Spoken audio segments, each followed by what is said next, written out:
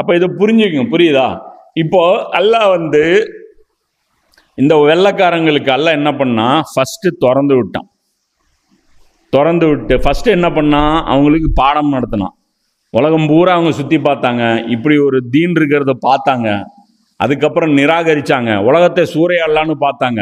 2 சின்ன அசாபுகள் அவங்களுக்கு கொடுக்கப்பட்டது. எது? முதலாம் உலகப்போர், 2ஆம் உலகப்போர். இந்த 2 குட்டி, அதான் சொன்னல, ரசூல் வரும்போது ஒரு வேதனை பஞ்சம் வரணும் அப்படின்னு இருக்குல்ல, இந்த பஞ்சமெல்லாம் அவங்களுக்கும் வந்துச்சு. நான் மொத்த உலகத்தை வச்சு பேசுகிறேன், புரியுதா நான் சொல்கிறது? நான் மொத்த உலகத்தையும் ஒரே வீடாக நினச்சி நான் சொல்கிறேன். உலகம்னு ஒன்று இருந்துச்சு, அதில் அந்த உலகத்தை வழி நடத்தக்கூடியவர்களுக்கு உபதேசம் அல்லாஹ் கொண்டு போய் சேர்த்தான். அந்த உபதேசத்தை அவங்க புறக்கணிச்சாங்க. அதற்கு பதிலாக அல்லாஹ் அவங்களுக்கு என்ன கொடுத்தான்? 2 கொடுத்தான். முதலாம் உலகப்போர், 2ஆம் உலகப்போர். ஒருத்தனை அடிச்சுக்கிட்டாங்க. இது ஒரு வைக்கும்போது இது ஒரு சிந்திக்கக்கூடிய ஒரு காலகட்டம். ஆஹா, நீதியான ஒரு நிர்வாகம் முகம்மது கொடுத்துட்டு போனாரு ஸல்லல்லாஹு அலைஹி வஸல்லம். ஆனால் நாம் இதை பயன்படுத்தாமல் நமக்குள்ளேயே ஒருத்தருக்கு ஒருத்தர் அடிச்சுக்கிறோமே, இதனால் உலகமே அமைதி இல்லாமல் போயிருச்சு.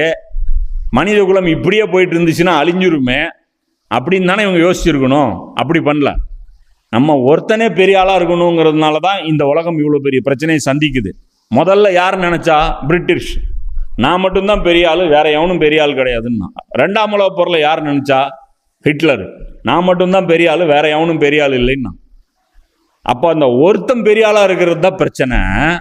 இவங்க எப்படி யோசிச்சிருக்காங்க பாரு. இப்போ நம்ம என்ன பண்ணணும், ஒன்றுக்கும் மேற்பட்டவர்கள் சேர்ந்த ஒரு கூட்டமைப்பு பெரிய ஆளாக வச்சுக்கலாம்.